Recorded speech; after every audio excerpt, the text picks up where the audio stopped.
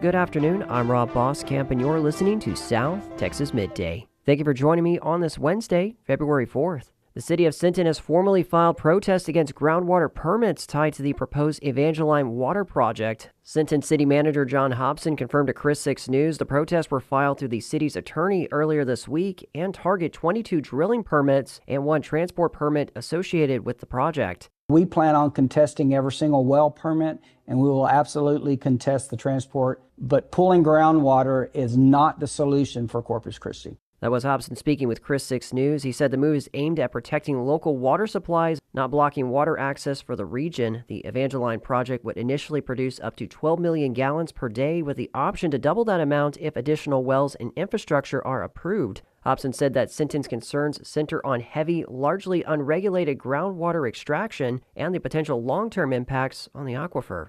Kingsville ISD board members unanimously approved a school improvement plan Tuesday that will close 2 elementary schools and restructure the district for the 2026-27 school year. Chris 6 News reports the 7-0 vote means Harrell Elementary and Pettis Elementary will close, while the district will restart Clayburg Elementary for pre-K through 2nd grade and will repurpose Harvey Elementary for 3rd through 5th grade for the following school year. All elementary school staff will need to reapply for their positions as part of the restructuring process. The district also plans to add 8 more instructional days to the following school year. The district has faced challenges as of late, including an F rating from the state, declining enrollment, and a $4.2 million budget gap. Texas families can begin applying for private school vouchers today. The program, overseen by the comptroller, Texas's chief financial officer, will launch at the beginning of the 2026-27 school year. Texans have until March 17th to apply for the program, which allows families to receive taxpayer dollars to send children to private school or educate them at home. If the number of applicants exceeds the $1 billion lawmakers set aside for the program, the state will prioritize students based on family income and whether they have a disability, though neither guarantee access. Victoria City Council met yesterday for their first meeting of the month. Council members approved the city's plans to issue up to $12 million in certificates of obligation, which will help fund capital projects including Bon Air Street reconstruction phases 1 and 2. Members also opened the floor for a public hearing on establishing a stormwater drainage utility and drainage utility fee. This has been 2 years process. It's not to say that, why is it taking so long? We're having trouble. That's not the whole point of this conversation. Just to make sure, for the public's sake and for council, as you're aware, we want to take our time, our due diligence, to make sure our T's are crossed, I's are dotted, because this is a very important project for us.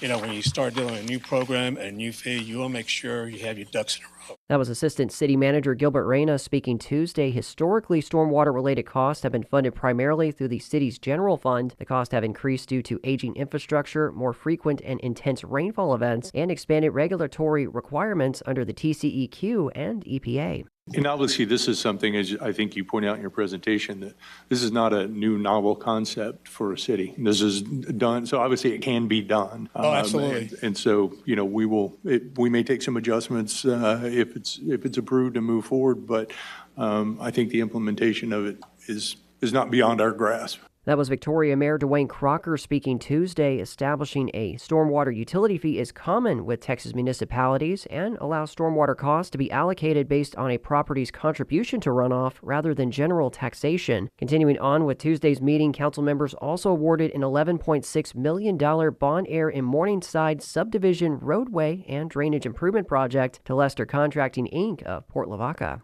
And so any respondent or anybody that reviews this bid document and read it would see that the way that these projects are evaluated is based off of a combination of cost of work, schedule, past performance of similar projects, available resources, overall qualifications, reputation, and past relationships with the city, corporate history and stability, and references. And so I want to be very clear that the process that was followed for this is the same process that we have followed for over 5 years, which is not low bid and is the best value approach. That was City Manager Jesus Garza speaking to the council's decision to award the contract to Lester Contracting. Last month, the city received 3 qualified, competitively sealed proposals for the project. All 3 companies, including Lester, were from the South Texas region. A 4th was disqualified due to errors in the bidding document. Victoria City Council meets at 5 p.m. on the 1st and 3rd Tuesdays of each month at Council Chambers at 107 West 1 Lynn Street. Meetings are live streamed online at victoriatx.gov and on YouTube at at Victoria, Texas Videos. And a reminder, Corpus Christi City Council did not meet this week. They will meet this coming Tuesday, February 10th.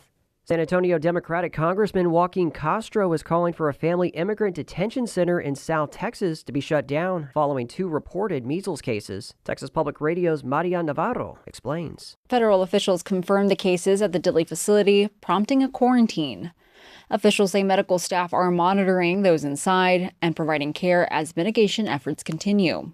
Castro says the cases pose a public health threat to all those inside the facility. They should shut down the Dilley facility. It's not a place that's equipped to deal with a potential measles outbreak, and it's putting all of the men, women, and children there, the families there, at risk, but also putting the staff that works there at risk. Doctors with UT Health San Antonio also called for an urgent and coordinated effort to prevent further spread in the facility and beyond. I'm Maria Navarro in San Antonio.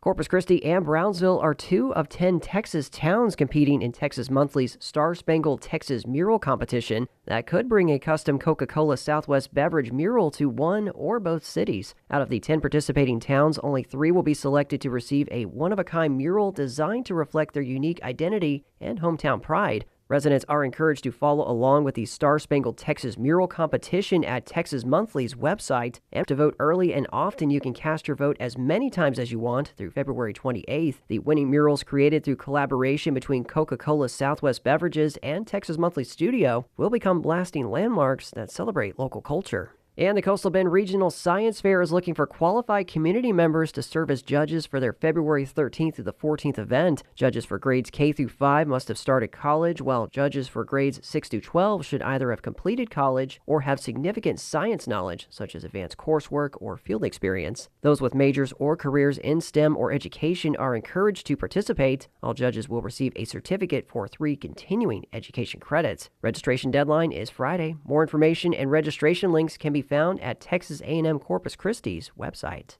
And that is the latest news and information on South Texas Midday. I'm Rob Boskamp. Your community arts calendar and more is on the way.